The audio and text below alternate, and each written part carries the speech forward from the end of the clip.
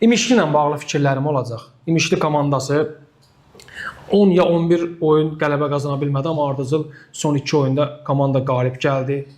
Kəpəz, Qəbələ üzərində vacib qələbələr qazandı. Artıq 29 xalı var, 9-cu pillədədir. Nə play-off təhlükəsi var, nə liqadan düşmək təhlükəsi var komandanın. Hətta bir qədər toparlanıb ilk 7-liyə belə, 8-liyə belə irəliləyə bilər. Mən mövsümün əvvəlində ən çox tənqid olunan klublardan biri idim İmişli komandası. Mən də elə tənqid edilənlərdən biri idim. Bu gün də müəyyən məsələlərdə tənqidi fikirlərim yerində qalır.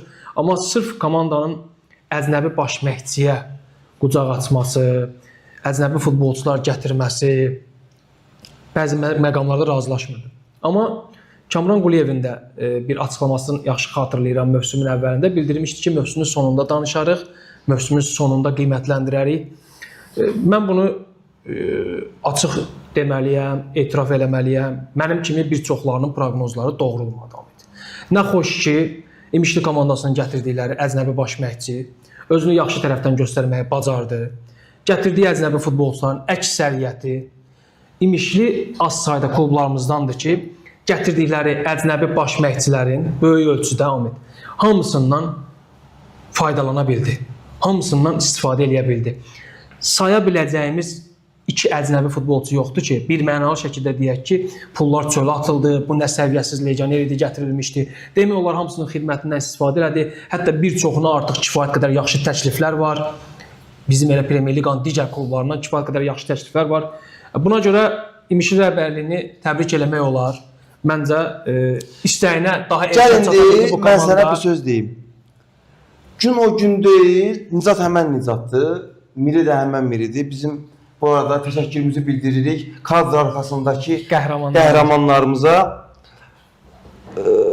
Bu studiyada sən deyildin, Elçin Cəfərov idi. Bəli. Mənə hamı İmişlinin qərarını yadıma gəlirdə Nicat. Təhqir eləyirdi ki, İmişli rəhbərliyin, bəs bu boyda yerli məşqçilər qala-qala, bu getdi. Nicatın biraz hafizəsinin korlaşdığını çətin xatırlasın. Yox, xatirimdədir. Təhqir yox, tənqid edirdilər. Hətta ən böyük tənqidçilərdən biri də elə Elçin. Deyirdilər ki, bu boyda məşqçilərimiz qalıb, getdiniz bu adını bilmədiyimiz Koştinyaydı da, nə idi məşqçinin adı? George Kaşkilya. Kaştilya. Bu Kaştilyanı hardan gətirdiniz? Mən də burada dedim ki, qardaş, biraz tələsməyək. Bir insandır gəlib. Heç qonaqdır da gəlib Azərbaycana, düzdür? Bir imkan verək ki, bu insan nələri bacarır? Yəni, ən azından bacarmasa, göndərəcəklər, çıxıb gedəcək də. Yəni, bir insan bir işə başlayırsa, yəni o hələ heç bir fəaliyyət göstərməmiş, onu təhqir eləmək, yəni ən azın mənim dünya görüşmə görə düzgün deyil. Və bu günləri, o mənim hansı ki 6 ay, 7 ay bundan qabaq dediklərim, bugün sən onun təsdiqini tapırsan. Qardaş, adam gəldi, Azərbaycanı tanımırdı, klubu tanımırdı, ümumiyyətlə çox da belə özü ilə bağlı da belə biz özümüz də onu tanımırdıq. Amma gördüyü işlə bu günləri İmişli komandası öz oyun dəstək xətti ilə, yəni müəyyən büdcə ilə, müəyyən futbolçularla Premier Liqada qalmağı garantilədi. Və heç kim deyə bilməzdi ki, tutaq ki, hər hansı bir Azərbaycanlı məşqçi onun yerində olsaydı, bu nəticələri bəlkə də daha yaxşısını əldə edərdi, bəlkə də daha pisini əldə edərdi, düzdür? Amma reallıq bundan ibarətdir ki, adam işin ötəsindən gəldi. 100%. Sizə bir söz deyim bununla bağlı. Üzr istəyirəm, hoca fikrimi böldüm. Həmin verilişdə hətta belə bir fraza yadımdadır ki, Kaşkilyanın adın Google-da da yazıram, çıxmır. Belə bir adamın nə işi var burada və s. ilaxır və gülüş tərəfinə çevrilmişdi İmişli idarə etməsi.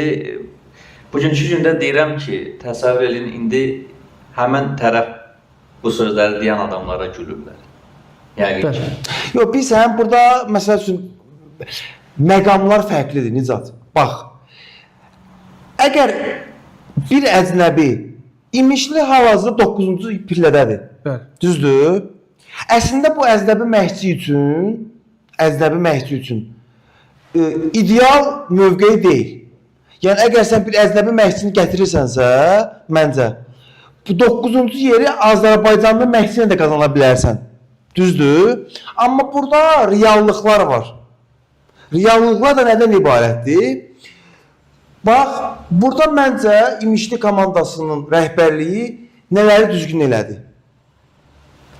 O Premyer Liqaya vəsiqə qazanan futbolçuların əksəriyyətini komandada saxladı. Hansı ki onlar heç də pis futbolçular deyildilər, Azərbaycanlı futbolçular. Və plus da Premyer Liqada oynaya biləcək futbolçular komandaya dəvət elədilər. Yəni belə deyək də ən azından düşməmək uğrunda mübarizə aparacaq futbolçular. Bu günləri bu büdcə ilə bundan yaxşısını kim deyirsə ki mən eləyə bilərəm, məncə bu sual işarəsidir. Razıyam. Razıyam Ahmet. Və orada düzgün qeyd edirsən, mən əslində tənqid nədən ibarət idi? Biz tənqidlərimizin haqlı arqumentləri vardı. Qardaş, bu da önəmli deyil. Mən Azərbaycanlıyam. O birisi ingilisdir, o birisi nə bilim fransızdır. Biz buna baxmamalıyıq, qardaş. Biz doğru nə, mən nə doğrunu görəmsə onu deyirəm. Mütləq. Yox, nəyi demək istəyirəm Ahmet? Yəni bizim iradlarımız, tənqidlərimiz əsassız deyildi, haqlı arqumentlər vardı. Həqiqətən Kaşqilyanın ciddi bir uğuru yox idi. Bura qədər səhv etmirəmsə Çexiya 3-cü liqasında bir klubda çalışmışdı ən son və o klubda liqanı tərk etmişdi. 3-cü liqa klubu idi. 3-cü liqa. Yəni bu əsas verirdi ki, yəni düşünərsən ki, həmin dönəm məsələn hazırda Kəpəzdə olan Azər Bağırov işsiz idi və bir neçə mütəxəssislər vardı ki, işsiz idi. Mən düşünürdüm məsələn əznəbi baş məşqçini gətirirsənsə, gəl razılaşaq ki, onun xərcləri də çoxdur. Ona görə daha çox pul xərcləmiş olursan. Yəni bu məsələləri düşünürdüm ki, İmişli birinci liqadan gəlib, problemləri çoxdur, stadionu yoxdur, infrastrukturu yoxdur. Yaxşı olar ki, bir ortabab yerli baş məşqçi ilə liqada qalmaq hədəfləri uğrunda daha məhdud bir büdcə müqabilində heyət qurulsun. Komanda daha az pul xərcləyib hədəflərinə çatsın. Yəni mən əslində bu gün də Bəli, klub olaraq. Yəni əslində bu gün də mənim bu fikrim kifayət qədər əsaslı arqumentlərləndir. Nə düşünürdüm, nə də yanıldım. Məsələn fikirləşirdim ki, Kaşqilya uğurlu olmaya bilər. Nə mənada? İndi bir qədər əvvəl bizim burada Ceyhun adlı izləyicimiz, daimi izləyicimiz bildirir ki, İmişli Tunis əvvəlində 9-cu yerdədir. Əznəbi baş məşqçi bir demişəm də, o indi 9-cu yer uğrunda indi bu şərhi oxuduğunda bildirir, yox, elə deyil. Yəni Kaşqilya komandanı liqada saxlamaya da bilərdi. Bacarmaya da bilərdi bunu. Qarşısına hədəf qoyulmuşdu liqada qalmaq. Adam nəinki liqada qalmaq, hətta komandanı play-off mərhələsi təhlükəsindən xilas edir. İmişlinin stadionu yox, infrastrukturu yox. Komanda Bakıda məşq eləyir, Qubada oyunlarını keçirir. Ahmet baş məşqçi olmusan kifayət qədər çətin prosesdə bunları icra eləmək, komandanı bir araya gətirmək. Birinci liqadan gəlmiş komanda, klub rəhbərliyinin o təcrübəsi yoxdur, Premyer Liqa təcrübəsi yoxdur. Və bütün bu problemlərin fonunda komandanı toparlayıb, mən hətta deyirəm ki, bir qədər geniş heyət olsaydı, bir qədər daha səviyyəli futbolçular olsaydı, Kaşqilya ilk 6-lıq üçün də oynaya bilərdi. O 10 oyunluq bir qara zolaq ki oldu, o zolaq yaşanmasaydı, komanda indi ilk 6-lıqda ola bilərdi. Bu boyundan yuxarı tullanmış sayılaşır İmişli komandası. Kifayət qədər məncə yaxşı nəticədir. Komandanın bu problemlərinin fonunda, bəlkə də sənin sözünə qüvvət, hansısa yerli məşqçimiz gəlsəydi, bəlkə də İmişli komandasını liqada saxlaya bilməyəcəkdi. Amma ən azından bugün hansısa yerli məşqçimiz gəlib maksimum nə eləyə bilərdi bu komanda ilə? Nəzərə alaq ki, bugün məsələn Şamaxı komandasından cəmi 3 xal geri qalır. Şamaxı daha bərk komandadır, Premyer Liqa təcrübəsi daha çoxdur, daha sistemli komandadır.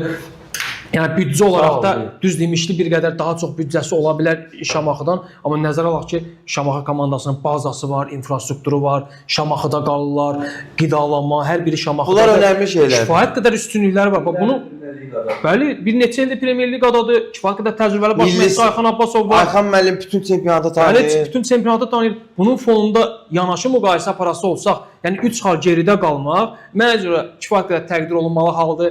Çempionatımıza gələcəksə, indi növbəti mövsüm nələr baş verəcək, hansı nəticələr olacaq, bu başqa məsələ.